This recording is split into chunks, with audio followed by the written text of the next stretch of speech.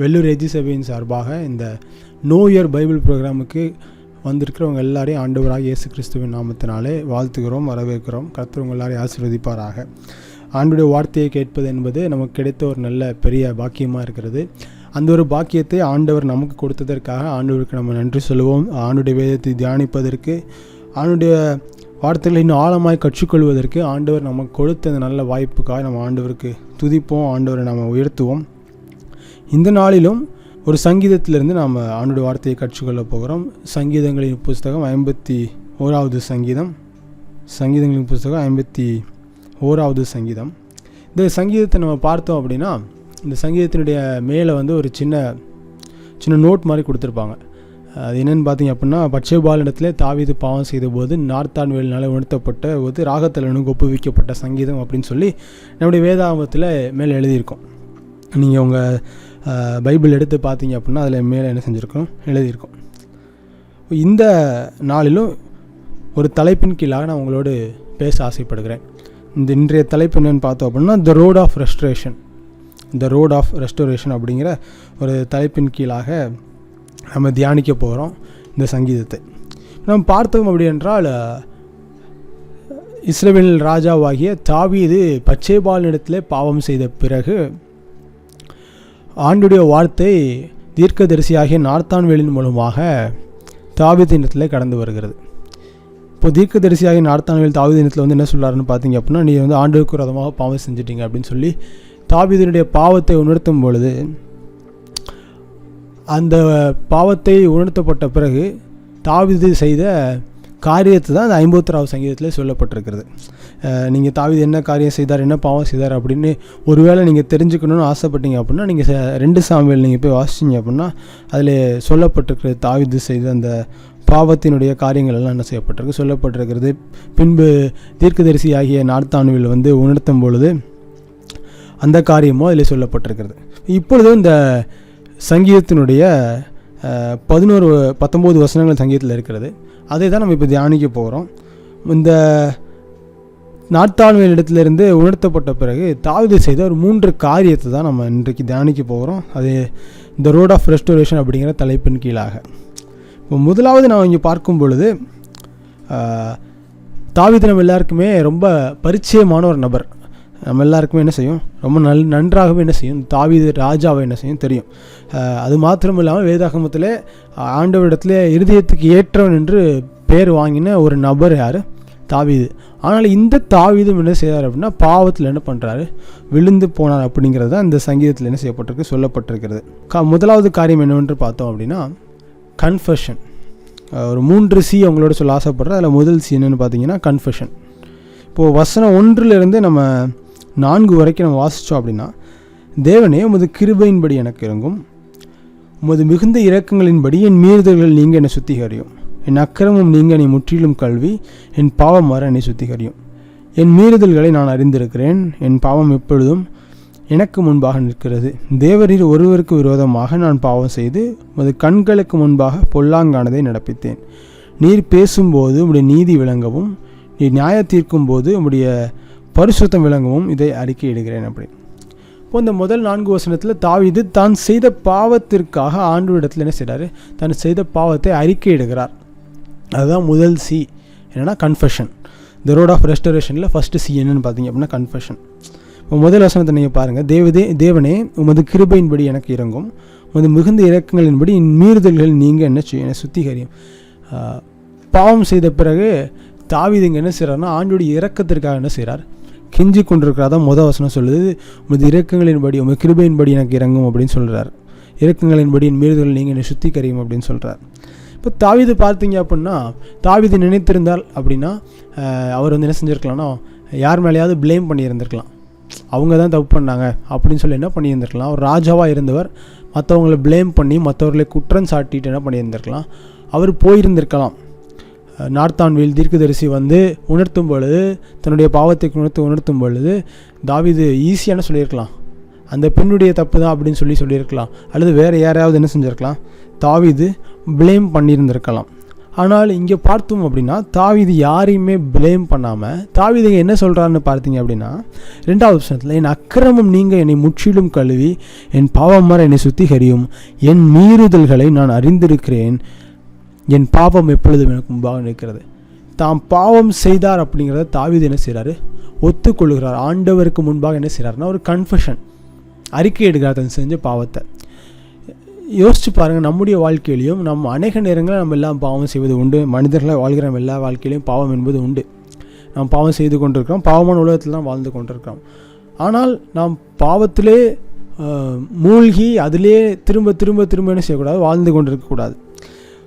இங்கே தாவீது பார்த்தீங்க அப்படின்னா தான் செய்த பாவத்தை உணர்த்தப்பட்ட உடனே தாவீது என்ன செய்கிறாருன்னா, ஆண்டவரே நான் பாவம் செய்தேன், என் பாவங்கள் எனக்கு முன்பாக இருக்கிறது அப்படின்னு சொல்லி தாவீது தான் செய்த பாவத்தை ஒத்துக்கொள்கிறார். இப்போ நம்முடைய வாழ்க்கையிலும் நாம் செய்ய வேண்டிய காரியம் என்னவென்றால், நாம் செய்கிற பாவத்தை என்ன செய்யணுமா, நாம் ஆண்டவருக்கு முன்பாக வந்து அறிக்கையிட வேண்டும். ஆமாம், இந்த ரோட் ஆஃப் ரெஸ்டரேஷனில் முதல் சி என்னன்னு பார்த்தோன்னா கன்ஃபெஷன், அதாவது அறிக்கையிடுதல். அப்போ தாவீதை போல நம்முடைய வாழ்க்கையிலே நாம் பாவம் செய்யும் பொழுது முதலாக யார் இடத்துல செல்லணுமா, ஆண்டவரிடத்தில் சென்று அறிக்கையிட வேண்டும். அநேக நேரத்தில் நாம் செய்கிற தவறு என்னென்னா, நான் இந்த பாவத்தை இந்த காரணத்தினால செஞ்சுட்டேன், இவங்க என்னை வந்து சொன்னதுனால இந்த பாவத்தை செஞ்சுட்டேன் அப்படின்னு சொல்லி அநேக நேரத்தில் ஆண்டவர் நம்மை உணர்த்தும் பொழுது நம்ம சொல்லுவது உண்டு. ஆனால் இங்கே தாவீது ராஜா உணர்த்தப்பட்ட உடனே தாவீது இங்கே என்ன செய்கிறாருன்னு பார்த்தோம் அப்படி என்றால், அவர் கன்ஃபெஷன் பண்ணுறார். அதாவது தன்னுடைய பாவத்தை ஆண்டவரிடத்தில் என்ன செய்கிறாரு, அறிக்கையிடுகிறார். இதே போல தான் நம்முடைய வாழ்க்கையிலும் ஒருவேளை பாவத்தை ஆண்டவர் நமக்கு உணர்த்துவார் என்றால், தேவனுடைய தாசர்கள் மூலமாகவோ அல்லது மற்றவர்கள் மூலமாகவோ உணர்த்தும் பொழுது நம்ம என்ன செய்யணுமா, பாவத்தை அறிக்கையிட வேண்டும். அதான் தாவீது என்ன செய்கிறார். கடைசி வசனத்தில் 4வது வசனத்தில் இப்படியாக போட்டிருக்கிறது, தேவரீர் ஒருவருக்கு விரோதமாக நான் பாவம் செய்து உமது கண்களுக்கு முன்பாக பொல்லாங்கானதை நடப்பித்தேன், நீர் பேசும்போது நீதி விளங்கவும் நீ நியாயத்திற்கும் போது உடைய பரிசுத்தம் விளங்கவும் இதை அறிக்கையிடுகிறேன். 4வது வசனம் முடியும் போது அறிக்கையிடுகிறேன். அப்போ இந்த முதல் 4 வசனத்தில் தான் செய்த எல்லா பாவத்தையும் என்ன பண்ணுறாரு, தாவீது கன்ஃபஸ் பண்ணுறதை நம்மளால் பார்க்க முடிகிறது. யார் ஒருத்தங்க உண்மையாய் ஆண்டவர் இடத்துல மனம் திரும்புகிறார்களோ, யார் ஒருத்தங்க உண்மையாக ஆண்டவர் இடத்துல மனம் திரும்புகிறாங்களோ, தன்னுடைய பாவத்தை உணர்ந்து தான் செஞ்சு தப்பு அப்படிங்கிறத உணர்கிறாங்களோ, அப்போ தான் ஒரு உண்மையான மனம் திரும்புதல் என்ன செய்யுது, உண்டாகுது. ஆண்டவரே நான் உண்மையாக பாவம் செஞ்சுட்டேன், இந்த பாவத்தை நான் தான் செஞ்சேன்னு ஆண்டவர் முன்னாடி யார் அறிக்கை எடுக்கிறார்களோ அவருடைய வாழ்க்கையில் ஒரு உண்மையான மனம் திரும்புதல் என்ன செய்யுது, உண்டாகுது. இப்போ முதலாவதாக தாவீது செய்த காரியம் என்னென்னா கன்ஃபெஷன். இப்போ 2வது சி, இந்த ரோட் ஆஃப் ரெஸ்டோரேஷன் அப்படிங்கிறதுல 2வது சி என்னன்னு பார்த்தோன்னா கிளென்சிங். அதாவது வசனம் கிட்டத்தட்ட 6லேருந்து நம்ம 12 வசனத்தை நம்ம வாசிக்கலாம். இதோ உள்ளத்தில் உண்மையாக இருக்க விரும்புகிறீர், அந்த கரணத்தில் ஞானத்தை எனக்கு தெரியப்படுத்துவீர். நீர் என்னை ஈசோப்பினால் சுத்திகரியும், அப்பொழுது நான் சுத்தமாவேன். என்னை கழுவி எழும், அப்பொழுது நான் உறைந்த மலையிலும் வெண்மையாவேன். நான் சந்தோஷமும் மகிழ்ச்சியும் கேட்கும்படி செய்யும், அப்பொழுது நீர் நொறுக்கின எலும்புகள் கழிவுறும். என் பாவங்களை பராதபடிக்கு நீர் உமது முகத்தை மறைத்தேன், அக்கிரமங்களை எல்லாம் நீக்கி அருளும். தேவனை சுத்த இருதயத்தை என்னிலே சிருஷ்டியும், நிலைவரமான ஆவியை என் உள்ளத்தில் புதுப்பியும். உமது சமூகத்தை விட்டு என்னை தள்ளாமலும் உமது பரிசுத்த ஆவியை நட்டில் எடுத்துக்கொள்ளாமலும் என்று சொல்லப்பட்டிருக்கிறது. இப்போ நீங்கள் இந்த 7வது வசனத்தை பார்த்தீங்கன்னா தாவீது சொல்கிறார், நீர் என்னை ஈசோப்பினால் என்ன செய்யும், சுத்திகரியும், அப்பொழுது நான் சுத்தமாவேன். என்னை கழுவி அருளும், அப்பொழுது நான் உறைந்த மலையிலும் வெண்மையாவேன். இப்போ இங்கே பார்த்தீங்க அப்படின்னா தாவீது இப்போ நம்ம ஆல்ரெடி பார்த்தது போல் இந்த 2வது சி என்பது கிளென்சிங்னா சுத்திகரிக்கிறது. முதலாவது கன்ஃபஸ் பண்ணுறாரு தன்னுடைய பாவத்தை ஆண்டவர்கிட்ட. 2வதாக இப்போது ஆண்டவரை தான் செய்த பாவத்தை சுத்திகரிக்கும்படி என்ன செய்கிறாரு, சொல்கிறார். நீ என்னை ஈசோப்பினால் என்ன செய்யும், சுத்திகரியும் அப்படின்னு சொல்கிறார். இந்த இடத்துல நீங்கள் பார்க்கும் பொழுது 10-11 வசனத்தில் நாம் வாசிக்கும் பொழுது இங்கே தாவீது மன்னிப்பு மாத்திரம் ஆண்டவரிடத்தில் கேட்காமல் மன்னிப்பிற்கும் மேலாக ஒரு காரியத்தை ஆண்டவரிடத்தில் கேட்கிறார். நம்ம பாவம் செய்த உடனே அன்றைக்கி நேரத்தில் என்ன செய்வோம், ஆண்டவர்கிட்ட ஆண்டவரே நான் செய்த பாவத்தை என்ன செய்யுங்க சப்பா மன்னிங்கன்னு சொல்லி நம்ம கேட்பது உண்டு. ஆனால் இங்கே பார்க்கும் பொழுது தாவீது மன்னிப்பிற்கும் மேலாக தன்னுடைய இருதயத்தை மாற்றும்படியாக, முழுமையாய் தன்னுடைய இருதயத்தை சுத்திகரிக்கும்படியாக ஆண்டவரிடத்தில் கேட்கிறார். இப்போ நீங்கள் பார்த்தீங்க அப்படின்னா 9-10 வசனத்தை நான் வாசிக்கிறேன். என் பாவங்களை பராதபடிக்கு நீர் உமது முகத்தை மறைத்து என் அக்கிரமங்களை எல்லாம் நீக்கி அருளும். தேவனே சுத்த இருதயத்தை நில் சிருஷ்டியும், நிலைவரணமான ஆவியை என் உள்ளத்தில் புதுப்பியும் அப்படின்னு சொல்கிறார். சுத்த இருதயத்தை என்ன செய்யணுமா, சிருஷ்டிங்க ஆண்டவரே அப்படின்னு சொல்கிறோம். அன்றைக்கி நேரத்தில் நம்ம என்ன கேட்போம், ஆண்டவரே என் பாவத்தை மன்னிச்சிருங்க, இந்த கில்ட் என்னை விட்டு என்ன செஞ்சுருங்க, எடுத்து போட்டுருங்க ஏசப்பா அப்படின்னு சொல்லி நம்ம அநேக நேரத்தில் என்ன செய்வது உண்டு, கேட்பது உண்டு. ஆனால் இங்கே நம்ம தாவீது ராஜாவை பார்க்கும் பொழுது அவர் என்ன சொல்கிறாரு, முதல்ல என்னை ஈசோப்பினால் சுத்திகரிங்கன்னு சொன்னது மாத்திரமல்லாமல் அதை தொடர்ந்து சொல்கிறாரு, சுத்த இருதயத்தை நிலத்தாரும் நிலைவரமான ஆவி என்ன செய்யும், என் உள்ளத்தில் புதுப்பியும் அப்படிங்கிறார். அப்போது நாம் பாவம் செய்த உடனே முதலாவது என்ன செய்யணுமா, முதலாவது நம்ம கன்ஃபெஷன், அதாவது நம்ம பாவத்தை அறிக்கையிட வேண்டுமான இடத்துல. இரண்டாவது என்ன செய்யணுமா, சுத்த இருதயத்தை தாங்க ஆண்டவரே அப்படின்னு சொல்லி நம்ம என்ன செய்யணுமா, சுத்திகரிங்க என்ன அப்படின்னு சொல்லி ஆண்டவரிடத்துல கேட்கணும். அதுதான் தாவீது ராஜா என்ன செய்கிறாரு, செய்கிறத நம்ம இந்த வசனத்தில் நம்ம பார்க்குறோம். நம்முடைய வாழ்க்கையிலையும் ஆண்டவர் எதிர்பார்க்கிற காரியம், அதாவது உங்களே என்னையும் உண்டாக்கின இந்த ஆண்டவராக இயேசு கிறிஸ்து எதிர்பார்க்கிற காரியம் என்ன என்று பார்த்தோம் அப்படின்றால், அவர் நம்முடைய வெளிப்படையான ஒரு மாற்றத்தை, அதாவது அவுட்வர்ட் டிரான்ஸ்ஃபர்மேஷனை மட்டும் ஆண்டவர் வந்து எதிர்பார்க்கிற, எல்லாவற்றிற்கும் மேலாக அந்த இன்னர் டிரான்ஸ்ஃபர்மேஷன் ஆண்டவர் என்ன செய்கிறாரு, எதிர்பார்க்கிறார். அதை தான் என்ன செய்கிறாரு இங்கே தாவீது ராஜா சொல்கிறாரு 10வது வசனத்தில், சுத்த இருதயத்தை என்ன செய்யும், என்னில் சிருஷ்டியும் அப்படின்னு சொல்கிறார். வெளியே இருந்து பார்க்கும் பொழுது எல்லாரும் வந்து தாவீது ராஜா என்ன செஞ்சுருப்பாங்க, நல்ல மனிதனாய் பார்த்துருப்பார்கள்.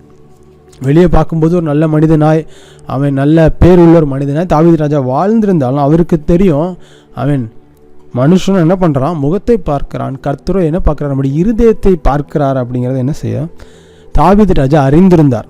அதே போல தான், அதனால தான் இங்கே சொல்கிறாரு தாவீது ராஜா, தேவனே சுத்த இருதயத்தை என்ன செய்யுங்க, நில தாங்க அப்படின்னு சொல்கிறார். அவர் வந்து ஆண்டவர்கிட்ட சொல்கிறார், என் முழு இருதயத்தை என்ன செய்யுங்க சப்பா, சுத்திகரிங்க, சுத்தமான இருதயத்தை எனக்கு தாங்க அப்படிங்கிறார். அப்போது இந்த ரெண்டாவது இந்த கிளென்சிங் அப்படிங்கிறதுலேருந்து நாம் கற்றுக்கொண்டுக்கிற காரியம் என்னன்னு பார்த்தீங்க அப்படின்னா, பாவம் செய்த பிறகு நாம் செய்ய வேண்டிய காரியம், முதலாவது த ரோட் ஆஃப் டிரான்ஸ்ஃபர்மேஷனில் ஃபர்ஸ்ட் நம்ம செய்ய வேண்டிய காரியம் கன்ஃபெஷன், அதாவது நம்முடைய பாவத்தை ஆண்டவரத்தில் அறிக்கையிட வேண்டும். இரண்டாவதாக நாம் செஞ்ச அந்த பாவத்தில் ஆண்டவர் என்ன பண்ணணுமா, கிளென்ஸ் பண்ணணுமா, சுத்திகரிக்கணும். ஸோ ஆண்டவர்கிட்ட போய் நம்ம செஞ்ச பாவத்தை மட்டும் என்ன செய்வாங்க, சுத்திகரிங்கன்னு சொல்லாமல் முழு இருதயத்தை என்ன செய்யணுமா, சுத்திகரிங்க அப்படின்னு சொல்லி தாவீது ராஜாவை போல் என்ன செய்யணுமா, நாம் கேட்க வேண்டும் அப்படின்னு சொல்லி ஆண்டவர் வந்து எதிர்பார்க்குறார். அடுத்தது பார்த்தோம்னா மூணாவது சி, த ரோட் ஆஃப் டிரான்ஸ்ஃபர்மேஷனில் மூணாவது சி என்ன என்று பார்த்தோம் அப்படின்னா கமிட்மெண்ட். ஸோ நம்ம ஃபர்ஸ்ட்டு பார்த்தோம் கன்ஃபெஷன், அதாவது அறிக்கை எழுது அப்படின்னு பார்த்தோம். ரெண்டாவது நம்ம பார்த்தது வந்து கிளென்சிங், அதாவது சுத்திகரிக்கிறது அப்படிங்கிறத பார்த்தோம். மூன்றாவது கமிட்மெண்ட். இந்த கமிட்மெண்ட் என்னென்னு பார்த்தோம்னா வசனம் கிட்டத்தட்ட 13லேருந்து 19 வசனங்கள் இந்த இதற்கு கீழாக வருகிறது. அதில் நான் 2 வசனத்தை மட்டும் வாசிக்கிறேன், கவனிங்க. அப்பொழுது பாதகருக்கு உமது வழிகளை உபதேசிப்பேன், பாவிகள் உம்மிடத்தில் மனம் திரும்புவார்கள். தேவனே என்னை ரட்சிக்கும் தேவனே, இரத்த பலிக்கு நீங்களாக்கிவிடும், அப்பொழுது என் நாவு உம்முடைய நீதியை கம்பீரித்து பாடும். 18-19 வசனத்தை வாசிக்கிறேன், கவனிங்க. சியோனுக்கு உமது பிரியத்தின்படி நன்மை செய்யும், எருசலேமின் மதில்களை கட்டுவீராக. அப்பொழுது தகன பலியும் சர்வாங்க தகன பலியும் நீதியின் பலியும் பிரியப்படுவீர். அப்பொழுது உமது பலிபீடத்தின் மேல் காளைகளை பலியிடுவார்கள். இப்போ இங்கே பார்க்கும் பொழுது தாவீது நமக்கு டீச் பண்ணுற மூன்றாவது காரியம், த ரோட் ஆஃப் டிரான்ஸ்ஃபர்மேஷனில் மூன்றாவது காரியம் என்னென்னா கமிட்மெண்ட். இப்போ இங்கே பார்த்தீங்கன்னா தாவீது தன்னுடைய பாவத்தை அறிக்கையிட்டு முடிச்ச பிறகு சுத்திகரிக்கும்படி ஆண்டவரத்தில் கெஞ்சுறாரு. இது முடிந்ததற்கு பிறகு தாவீது இங்கே என்ன சொல்கிறாருன்னா, ஆண்டவரத்தில், ஆண்டவரை நான் உமக்கு என்ன செய்வேன், என் வாழ்க்கையை நான் ஒப்பு கொடுக்குறேன் அப்படின்னு சொல்லி என்ன பண்ணுறாங்க, தாவீது இங்கே தன்னுடைய வாழ்க்கையை முழுவதுமே ஒப்பு கொடுக்குறார். அந்த கமிட்மெண்ட் நம்மளால் என்ன செய்ய முடியுது, பார்க்க முடிகிறது. He commit his life to serve and worship and glorify God. இப்போது இந்த உண்மையான மனம் திரும்புதல், அதாவது உண்மையான மன்னிப்பு என்பது நம்ம எங்கே கொண்டு போகுதுன்னு பார்த்தீங்க அப்படின்னா, ஆண்டவருடைய இந்த நாமத்தை நம்ம உயர்த்துவதற்கும் துதிப்பதற்கும் என்ன செய்து நம்மை கொண்டு போகிறது. A true forgiveness leads to committed service and glorifying God. இங்கே தாவீது என்ன பண்ணுறாரு, அதான் பண்ணுறார். ஆண்டோட நாமத்தை என்ன செய்கிறாரு, இங்கே உயர்த்துகிறதை நம்மளால் பார்க்க முடிகிறது. அநேக நேரத்தில் நம்ம என்ன செய்கிறோம்னா, இவைகள்லாம் செய்து முடித்த பிறகு சும்மா ஏதோ பேருக்கு 2 காரியத்தை செய்கிறது. அப்படி ஆண்டவர் நம்முடைய வாழ்க்கையில் ஒரு எம்டி ரிச்சுவல்ஸ் ஆண்டவர் என்ன செய்யலை, ஆண்டவர் எதிர்பார்க்கவில்லை. ஆண்டவர் வாழ்க்கையில் எதிர்பார்க்காத ஒரு உண்மையான ஒரு கமிட்டட் லைஃப்பை தான் ஆண்டவர் என்ன செய்கிறார், நம்முடைய வாழ்க்கையில் எதிர்பார்க்கிறாருங்கிறது என்ன செய்யக்கூடாது, நம்ம மறந்துடக்கூடாது. ஆண்டவர் நம்முடைய பாவத்தை மன்னித்ததற்கு பிறகு சம்பிரதாயத்துக்காகவோ அது ட்ரெடிஷனுக்காகவோ என்ன செய்யக்கூடாது, ஆண்டவருக்காக வாழாமல் எப்படி வாழணும், ஒரு கமிட்டட் லைஃப் வாழணும்னு சொல்லி ஆண்டவர் நம்முடைய வாழ்க்கையில் எதிர்பார்க்கிறார். கடைசியாக 19 வசனத்தில் இப்படி நல்லா 19 வசனம் இப்படியாக முடிக்கிறது. அப்பொழுது தகன பலியும் சர்வாக தகன பலியும் நீதியின் பலிகளில் பிரியப்படுவீர், அப்பொழுது பீடத்தின் மேல் காளைகளை பலியிடுவார்கள். அப்போது உண்மையான ஒரு மனிதனுடைய வாழ்க்கையை ஆண்டவரிடத்திலே திரும்புமானால் அவன் என்ன செய்வானா, ஆண்டவருக்கு ஒரு நல்ல சாட்சியாக என்ன செய்வானா, வாழுகிற அவன் மனிதனாக இருப்பான். உண்மையாகவே ஆண்டவனுடைய பாவத்தை மன்னிச்சிட்டாரு, உண்மையாக அவன் வாழ்க்கையில் நல்ல மாற்றம் உண்டாயிருச்சு அப்படின்னா உங்களுடைய வாழ்க்கை எப்படி இருக்கும் என்றால் ஆண்டவருக்கு பிரியமாய், அதாவது ஆண்டவருக்கு சாட்சி உள்ள ஒரு வாழ்க்கையை என்ன செய்வோம், நம்மளால் வாழ முடியும் என்கிறதை நம்ம என்ன செய்யக்கூடாது, மறந்துடக்கூடாது. நம்ம ஆண்டவருக்கு கமிட்டடான லைஃப் வாழ்ந்தோம் அப்படின்னா ஆண்டவர் என்ன செய்வார், நம்முடைய வாழ்க்கையை மறுபடியுமா என்ன செய்வார், ரெஸ்டோர் பண்ணுவார். ஒருவேளை உடைந்து போயிருக்கலாம், தாவீதை போல பாவம் செஞ்சு உடைந்து நொறுங்கி போயிருக்கலாம். ஆனால் அந்த ரோட் ஆஃப் ரெஸ்டோரேஷனுங்கிற அந்த 3 காரியத்தினோட வாழ்க்கையில் நாம் தொடர்ந்து செய்யும் பொழுது ஆண்டவர் என்ன செய்வார், நமக்கு ஒரு நல்ல ரெஸ்டோரேஷனை கொடுத்து அவன் மறுபடியுமா அவருடைய அன்புக்குள்ளாக என்ன செய்வார், நம்மை அவர் திருப்புகிற தேவனாக இருக்கிறார். அதனால் இந்த வார்த்தையின் மூலமாக நீங்கள் ஆசீர்வதிக்கப்பட்டிருப்பீங்கன்னு சொல்லி நான் விசுவாசிக்கிறேன். அவன் தொடர்ந்து இந்த நோயல் பைபிளுங்கிற இந்த ப்ரோக்ராமை நீங்கள் பாருங்கள். தொடர்ந்து ஆண்டவர் உங்களோடு பேசுவார். உங்கள் எல்லாரையும் ஆண்டவர் ஆசீர்வதிப்பாராக. God bless you.